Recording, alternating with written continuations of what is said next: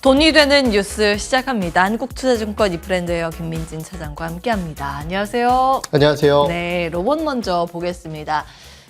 로봇 산업 전략 발표가 올 상반기에 있을 것이다. 정부에서 이제 예고를 했고 상반기라 함은 이번 달입니다.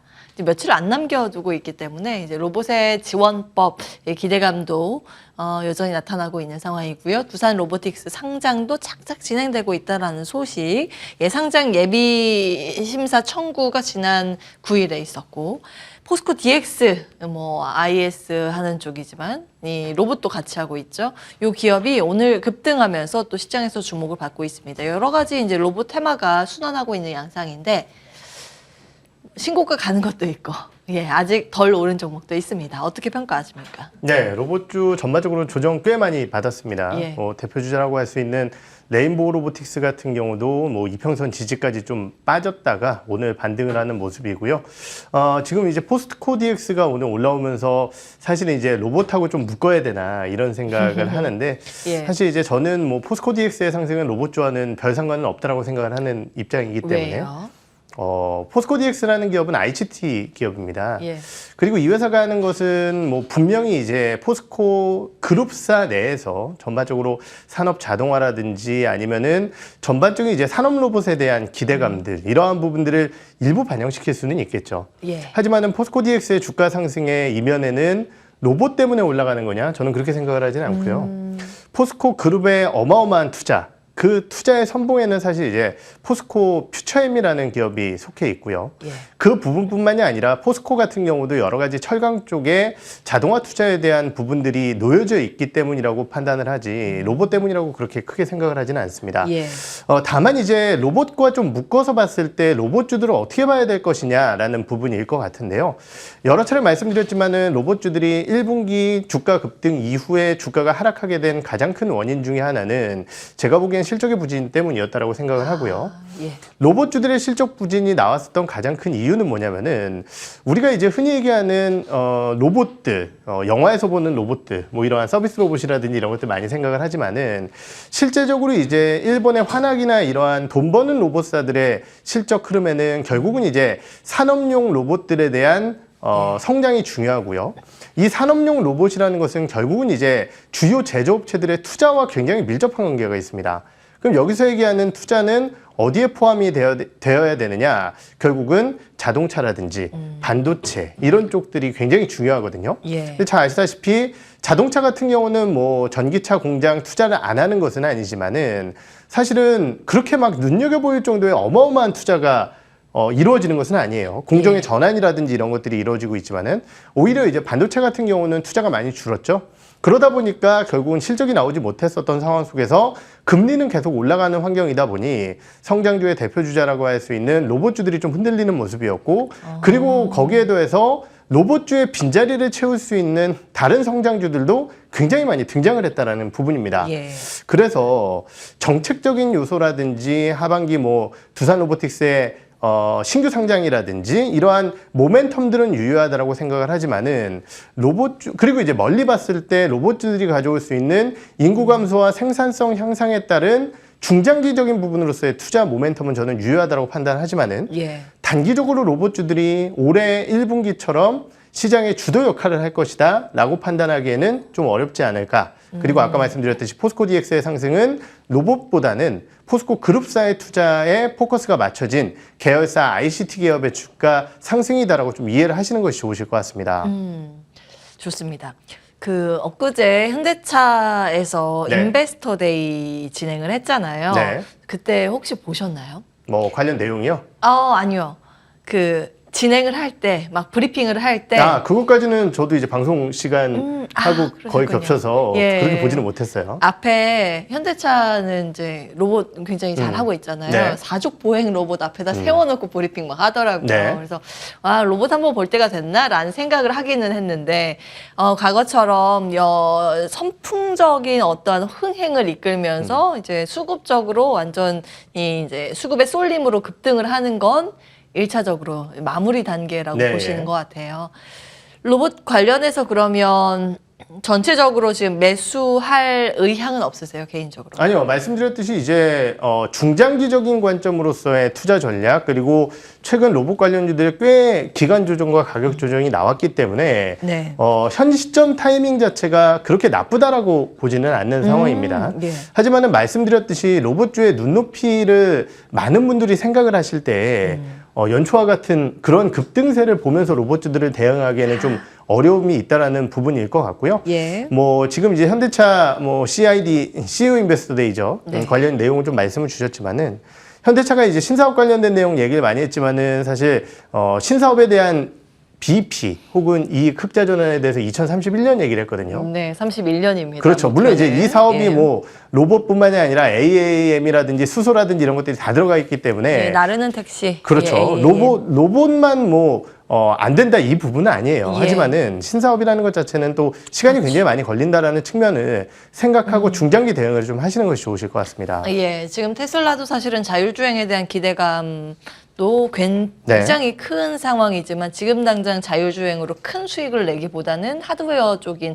전기차로 수익을 내고 있는 구조임은 우리가 기억을 해야겠습니다. 뭐 같은 방향성으로 로봇도 지금보다는 앞으로의 성장 여력이 크다라는 먼 미래, 조금은 지금 당장의 미래보다 먼 미래를 좀 보고 살펴봐야겠습니다. 로봇 안에서는 그러면 굉장히 긴 관점에서 볼만한 종목 토픽 하나만 찍고 포스코 이야기로 넘어가겠습니다. 네, 우선 움직인다면은 아무래도 이제 레인보우 로보틱스 쪽이 투자 전략도 있고요. 예. 좀 관심 있게 봐야 되지 않을까 이렇게 생각을 하고 있습니다. 레인보우 로보틱스가 로봇의 토픽이고 포스코 그룹주 한번 보겠습니다. 포스코 그룹주 안에서 뭐 포스코 DX도 마찬가지고 투자의 관점에선 지금도 괜찮은 건지 여력이 좀 있는 건지도 궁금하고요. 그룹 주의 이 산업 방향에 대해서 좀 짚어주시면 좋을 것 같습니다. 네, 사실 더할 나위 없이 좋은 주가 흐름과 그리고 예. 미래에 대한 전략적인 부분들 그리고 우리가 배터리 쪽에서 걱정하는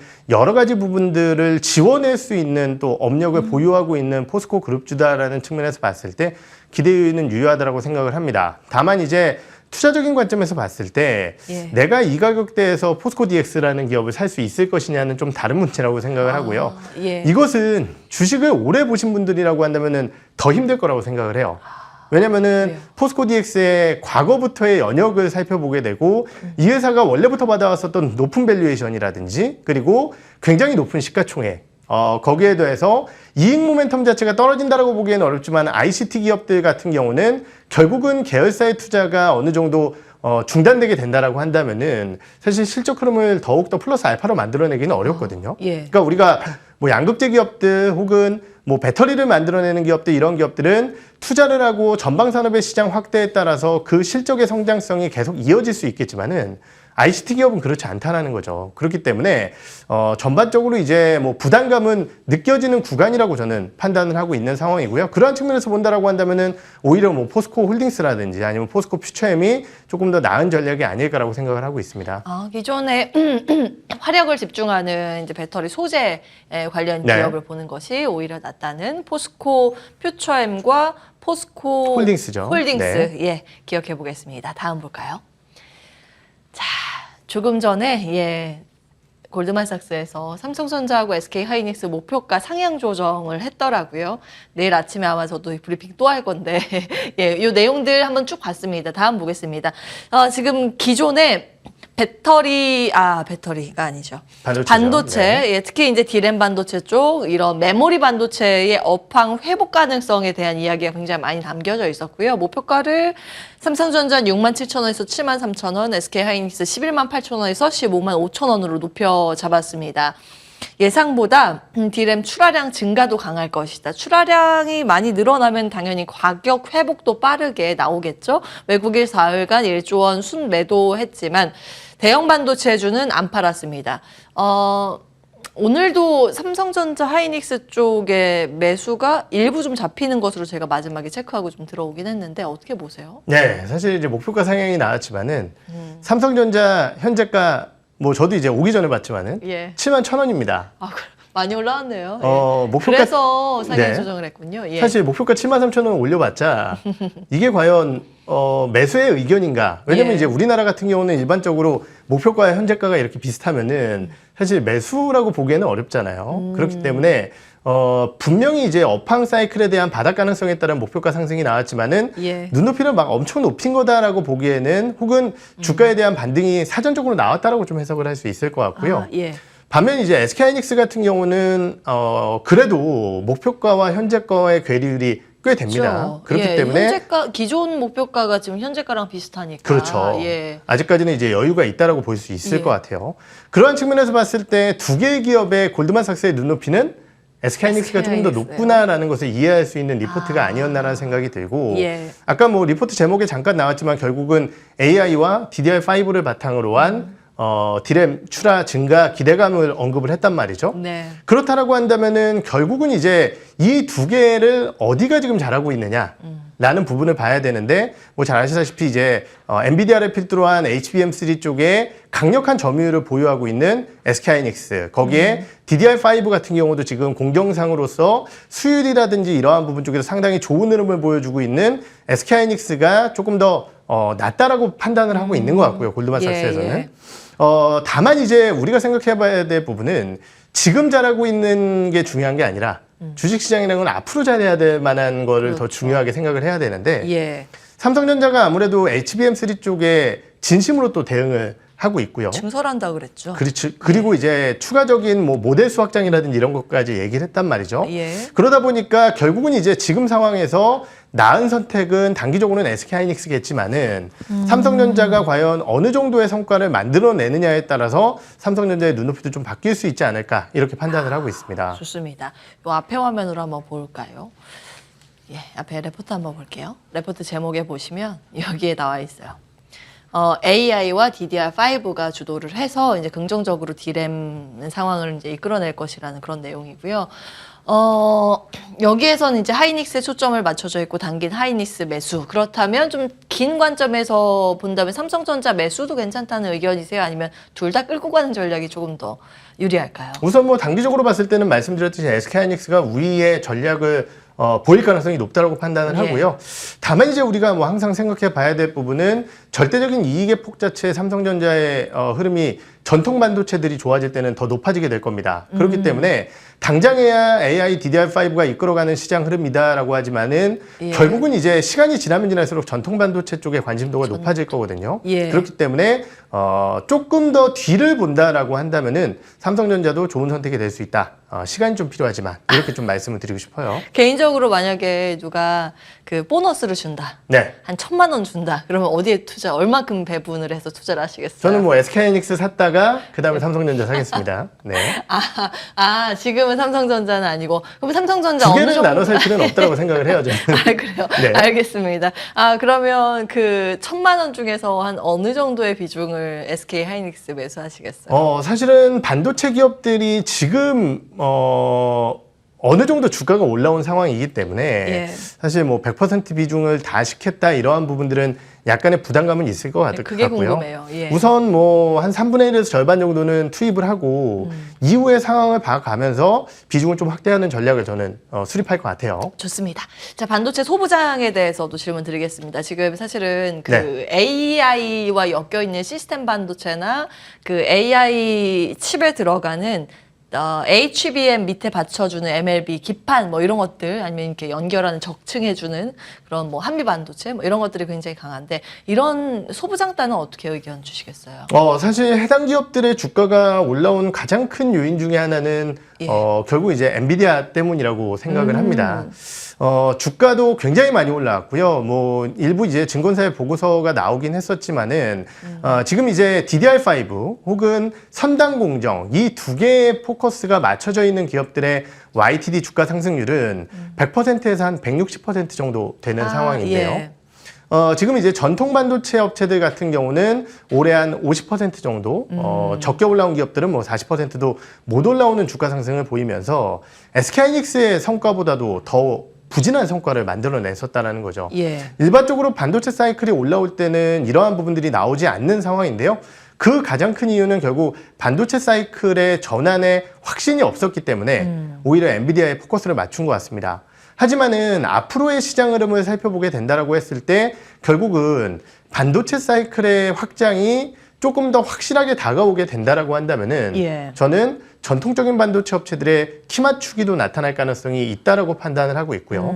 물론 이제 아까 말씀드렸던 HBM이나 아니면 DDR5 관련주들이 못 간다라는 것은 아닙니다. 예. 하지만은 해당 기업들의 주가가 먼저 세게 올라온 상황이기 때문에 좀 덜 올라온 전통 반도체 기업들에 대한 주가 흐름을 살펴보는 것도 맞지 않을까라는 생각을 하고 있고요. 네. 다만 이제 저의 선택지에서는 장비주들 같은 경우는 아직까지는 그렇게 매력적인 투자 타이밍은 아니라고 판단을 하고 있고요. 예. 오히려 소재나 부품단에 포커스를 좀 맞춘 전략이 좋지 않을까 이렇게 생각을 하고 있습니다. 자, 마지막 질문 탑픽은요?